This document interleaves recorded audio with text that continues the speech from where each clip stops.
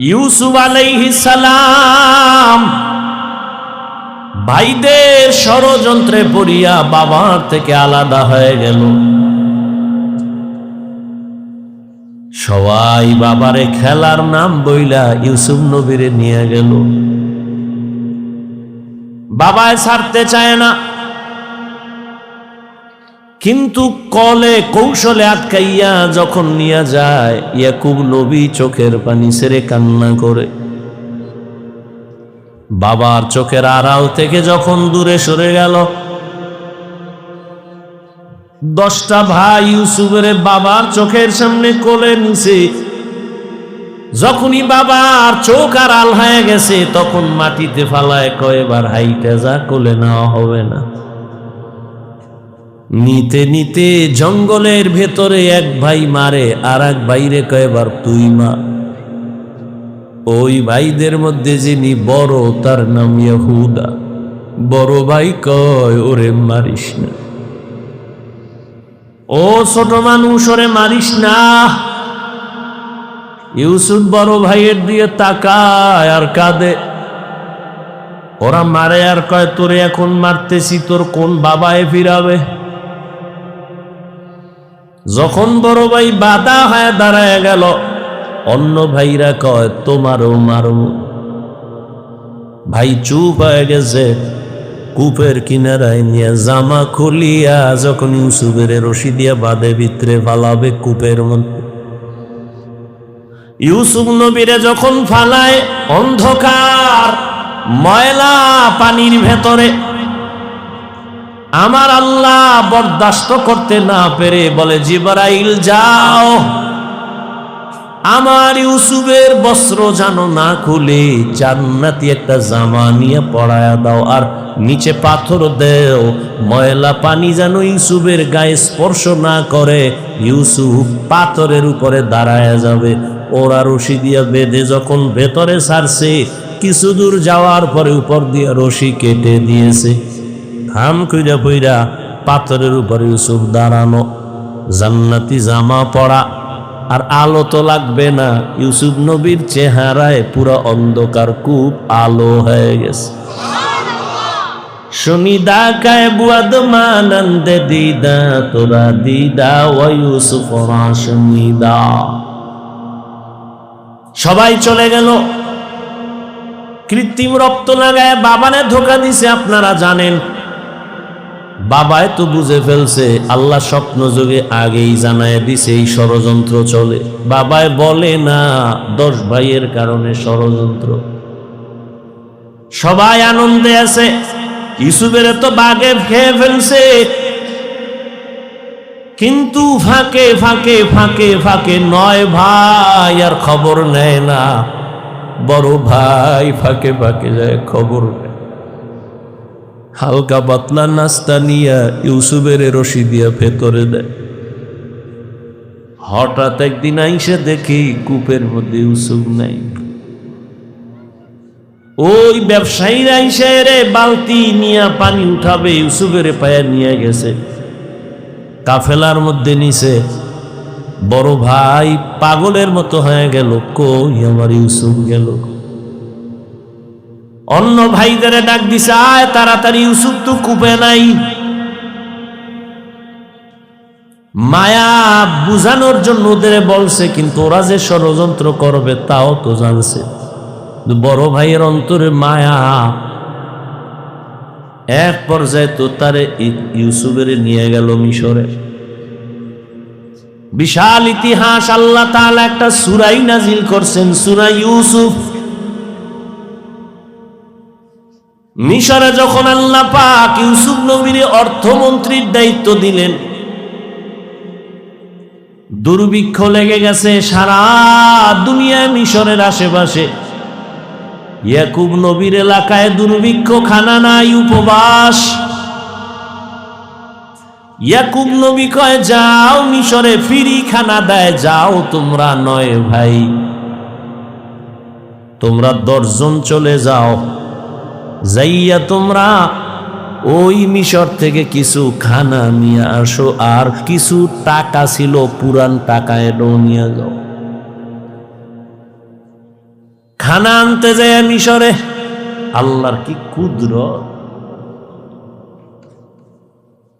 ইউসুফ নবী সিংহাসনে আছেন, দায়িত্বশীলরা খানা দেয় লাইনে দাঁড় করায়া। শাহী গেট দিয়া যখন আওলাদে ইয়াকুব যখন 10 ভাই ঢুকছে, ওরা ঢুইকাই খানার লাইনে দাঁড়াইছে, কিন্তু কেউ জানে না কারা। ইউসুফ দেখেই চিনে ফেলছে আমার সেই 10 ভাই। ইউসুফ নবী গোপন রাখছে, পরিচয় দেয় না। এদের ডাইকা পরিচয়হীন ভাবে নিজেকে পরিচয় গোপন রাইখা এরপরে পরিচয় নিল। আপনারা কোথা থেকে আসছেন? কেনান থেকে আসছেন। আপনাদের আব্বার নাম কি? বলে আব্বার নাম ইয়াকুব। বলে আপনাদের আব্বা কেমন আছে? বলে ভালো। অনেক ভালো। হ্যাঁ, তবে একটা ভাই আমাকে হারায় গেছে। তাই নাকি? বলে হ্যাঁ। পরে কয় আমার আব্বা যেন ওই ভাইকে হারায়া কানতে কানতে কানতে কানতে অন্ধ হয়ে গেছে। ইউসুফ নবী পারে না, চিল্লায় কান্না করে, কিন্তু কন্ট্রোলে নিয়ে কয় আপনারা কয় ভাই? কয় আমরা 10 ভাই। কার ভাই নেই? কয় এক ভাই তো হারায় গেছে। আর নাই? হ্যাঁ আর একজন আছে, বিনিয়ামি। কই? সে আব্বার কাছে। দায়িত্বশীলকে গোপনে বলে দিল ইচ্ছা রকম খানা দে, বস্তা বইরে দিবি, আর ও যে টাকা দিছে ওই টাকাও খানার মধ্যে ঢুকাই দিব, ওরা যেন না দেখে। ইউসুফ নবী বিদায় বেলা বলে দিলেন মেহমানদারি করা, চলে যান। খানা তো বেশি দিন থাকবে না, শেষ হইলে আবার আসবেন। তবে একটা শর্ত, ওই ছোট ভাই আপনাদের সাথে নিয়ে আসবেন, না হয় খানা দেওয়া হবে না। ইউসুফের আপন ছোট ভাই বিনিয়ামিন বাড়িতে যাইয়া 10 ভাই প্রশংসা করে, বাবা মিশরে যে আমগো খানা দিছে অর্থমন্ত্রী বড় ভালো মানুষ, আমাদের আলাদা সম্মান দিছে, মেহমানদারি করাইছে। ওরা তো জানে না আমগো ইউসুফ। খানার বস্তা খুইলে দেখে টাকা যা দিছিলাম তাও ফেরত, আরো খুশি। এইবার আব্বা যান আমাদের একটা শর্ত দিছে, আবার খানা আনতে যাইতে বলছে, তবে ছোট ভাইরে না নিলে দিবে না। বাবায় বলে একটারে নিয়ে 250, এটারও সারু। ইতিহাস বড় করুন। খানা যখন শেষ হয়ে গেল, এবার বিদায় বেলা বাবার সাথে ওয়াদা দিছে এই ভাইরে আর হারাবো না, দাও। এইবার বিনিয়ামিনের নিয়া 11 ভাই মিশরে রওনা। মিশরে যাইয়া আবার ইউসুফ নবীর সাথে মোলাকাত। ইউসুফ নবী বিনিয়ামিনের পাইয়া পারে না, কলিজাটা ফেটে একটা চিৎকার দেয়, কন্ট্রোলে নিয়া বলে আজ আপনারা আমার রাজপ্রাসাদের মেহমান হবে। সবার জন্য একটা একটা রুম বানাইল, এক এক রুমে 2 জন করে করে ঘুমাবে। রাতের বেলা শিডিউল করে আপনারা 2 ভাই এক রুমে, আবার 2 ভাই এক রুমে, ঘুরতে ঘুরতে 5 ভাই 10 ভাই 5 রুমে ঢুকে গেল। এখন বাকি রয়েছে 1 ভাই বিনিয়ামিন বাকি। আপনারা যদি কিছু মনে না নেন, এক রুমে কি এই ভাই থাকতে পারে আপনাদের? না, কথা আপনারা অনুমতি দিলে এরে আমার সাথে আজকে রাখি, আমার সাথে ঘুমাবে। এরা তো খুশি, যদি মন্ত্রীর সাথে ঘুমায় তা আমাকে খাওয়ান বেশি পাবো, মোহাব্বত বাড়বে। ওরা বলল ঠিক আছে আলহামদুলিল্লাহ। এবার 10 ভাইরে 5 রুমে দিয়া 40 বছরের বিরহের বেদনা অন্তরে জমা। দীর্ঘ 40 বছর পর্যন্ত ভাই বিনিয়ামিন রে দেখে না, বাবা ইয়াকুবরে দেখে না। ইউসুফ আজকে কি ঘুমাবে? বাইরে রুমের মধ্যে নিয়ে কয়, রে বিনিয়ামিন বল আমার বাবা কেমন আছে? বিনিয়ামিন কান্না করে, ইউসুফের জন্য দুঃখে দুঃখে বাবা কান্না করে অন্ধ হয়ে গেছে। এক পর্যায়ে ইউসুফ নবী কৌশল অবলম্বন করে বিনিয়ামিনের সাথে গোপনে সব খোঁজ খবর নিয়া বিনিয়ামিন রে ছাড়বে না, কৌশল কইরা বিনিয়ামিন রে রাখার জন্য ইউসুফ নবী রেডি হলেন। ভাইরা আমার, 10 বাইরে আবার খানা দিয়া বিদায় করেছেন। ইউসুফ নবী বিনিয়ামিনকে রেখে দিলেন। নিয়ম অনুযায়ী একটা কৌশল করেছেন, ওটি বলার সময় নাই। শেষ পর্যায়ে পরিচয় ইউসুফ দিয়া কয়, আমারে চিনবা না, আমি তোমাদের সেই হারানো ভাই ইউসুফ। কান্নাকাটির এক অবস্থা, বলে আজ আমি তোমাদের উপরে কোনো প্রতিশোধ নিব না, যাও আমার বাবারে সালাম জানাও, আর আমার একটা জামা আছে, জামাটা নিয়ে যাও। আমার আব্বা জান অন্ধ,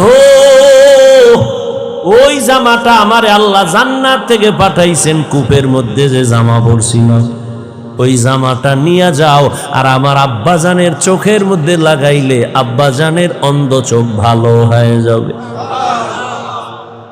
আর আব্বাজান রে সহ আম্মারে নিয়া তোমরা এইবার সব আমার আমন্ত্রণে মেহমান হয়ে এখানে চলে আসবা। আল্লাহ তাআলা 40 বছর পেরিয়ে যাওয়ার পর মা বাবা ভাইদেরকে মিশরে পৌঁছায় দিলেন।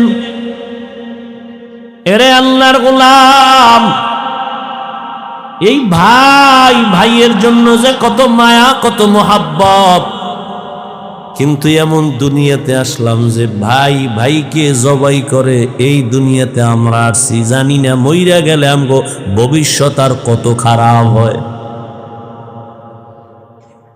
কিয়ামতের ময়দানে ভাই ভাইয়ের থেকে আলাদা হবে, মা আলাদা হবে, বাবা আলাদা হবে, বন্ধু বন্ধুর থেকে আলাদা হবে।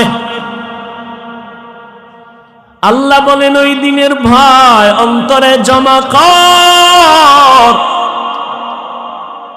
অন্তরে ওই ভয় জমা করিয়া যদি গুনাহ থেকে নিজেরে বাঁচাও, আমি ওয়াদা করলাম তুমি বিনা হিসাবে জান্নাতি।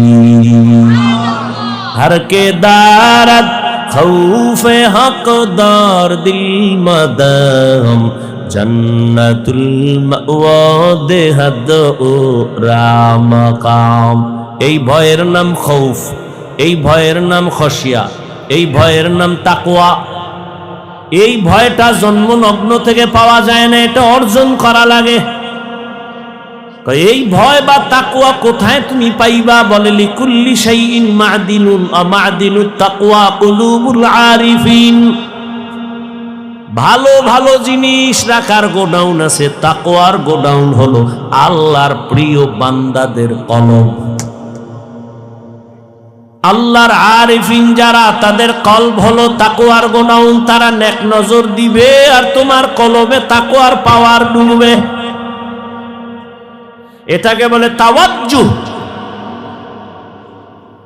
কারণ আল্লাহর প্রিয় বান্দা যারা, আল্লাহর বন্ধু যারা, এদের চোখে পাওয়ার আছে, এদের কলবে পাওয়ার আছে। এই পাওয়ার আল্লাহ দান করেন, তাকওয়ার কারণে দান করেন।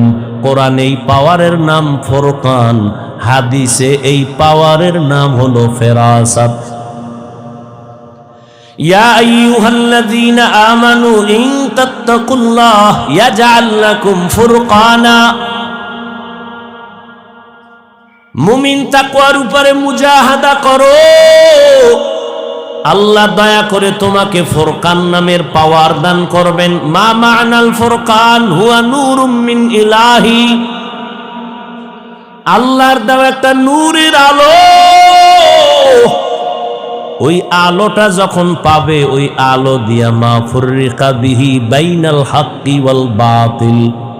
আল্লাহর দেওয়া নূরের আলো দিয়া হক বাতিল আলাদা করে বান্দা হকের দিকে অগ্রগামী হয়ে যাবে।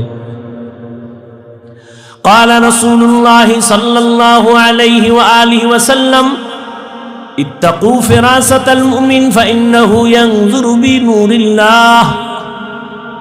আল্লাহর ওলি যারা, আল্লাহর প্রিয় গোলাম যারা, তাদেরকে আল্লাহ ফেরাসাতের পাওয়ার দান করেন। তোমরা সাবধান হে উম্মাহ, তুমি জীবনে যা দেখবা না, আল্লাহর প্রিয় বান্দা তারা এই ফেরাসাতের পাওয়ার দিয়া অনেক কিছু দেখবেন, আল্লাহর নূরের আলো দিয়া।